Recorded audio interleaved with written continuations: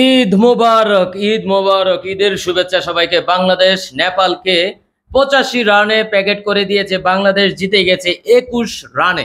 বাংলাদেশের টপ অর্ডাররা যেভাবে প্যাকেট হয়ে গেছে, আমি তো ভেবেছিলাম বাংলাদেশ আজকে নেপালের কাছে হেরে যাবে, সুপার হিট অনিশ্চিত হয়ে যাচ্ছিল। তো বাংলাদেশের তানজিম হাসান, সে তো মানে একেবারে আগুন। মানে শরীফুলের ইনজুরি আর সে ম্যাচে ঢুকলো, মানে একাদশে ঢুকলো আর একের পর উইকেট, মানে অ্যাগ্রেসিভ বলার। সে আজকে 7 রান দিয়ে 4 উইকেট নিয়েছে। ও ভাই, দেখার মতো। এই যে দেব চৌধুরী, ও ভাই তুমি অবশ্যই আজকে ফ্রিজের নামটা একবার লইও, বুঝছুনি। সে 7 রান দিয়ে 3 উইকেট, 19তম ওভার মেইডেন উইকেট। ভাই প্রথম ওভারে সে মাত্র 5 রান দিছে, একটা উইকেট, একটা বাউন্ডারি তার ওভারে দিছে। তারপরের ওভারে প্রথম বলে এক, মাঝে 4টা ডট, এরপরে 2 রান দিল। তারপরের ওভারে মাত্র 1 run, 1 wicket. Last over maiden wicket, বাইরে ভাই। সো সাকিব আজকে উইকেট পাইছে, দারুণ করছে সাকিব। যদিও রান আউটটা করে দিছে মাহমুদুল্লাহ রিয়াদ, তখনই হচ্ছে একটু ভয় পেয়ে গেছিলাম।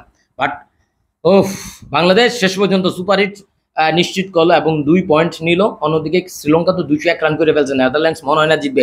তো শেষ পর্যন্ত আজকে কার জিনিসটা ভালো লাগছে, তবে শান্ত আজকে 2টা ক্যাচ ধরছে ভাই। 2টা ক্যাচ যদি পড়ে যেত এই ম্যাচটা হারতেও পারতো। বাট শান্তকে এই জায়গায় অবশ্যই অ্যাপ্রিসিয়েট করতে হবে। তবে টপ অর্ডার, বাংলাদেশের টপ অর্ডার কি জানি কি করে বুঝি না। বাট এই টপ অর্ডার সুপার হিটে গিয়ে এইভাবে যদি খেলে একটা ম্যাচও জিতবে না। বাট আজকে বাংলাদেশ দেখিয়ে দিয়েছে তাদের বোলিং ইউনিট কতটা শক্তিশালী। নেপালও কিন্তু দারুণ খেলেছে, দারুণ বোলিং করেছে, দারুণ ফিল্ডিং করেছে। তারা জান প্রাণ দিয়ে চেষ্টা করেছে জেতার জন্য। বাট তাদের জন্য শুভকামনা।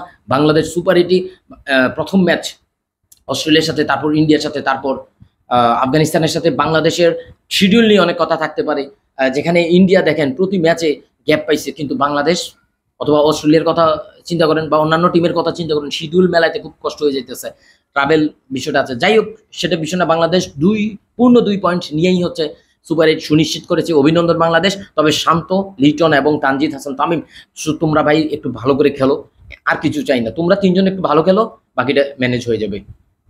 Thank you so much. Eid Mubarak.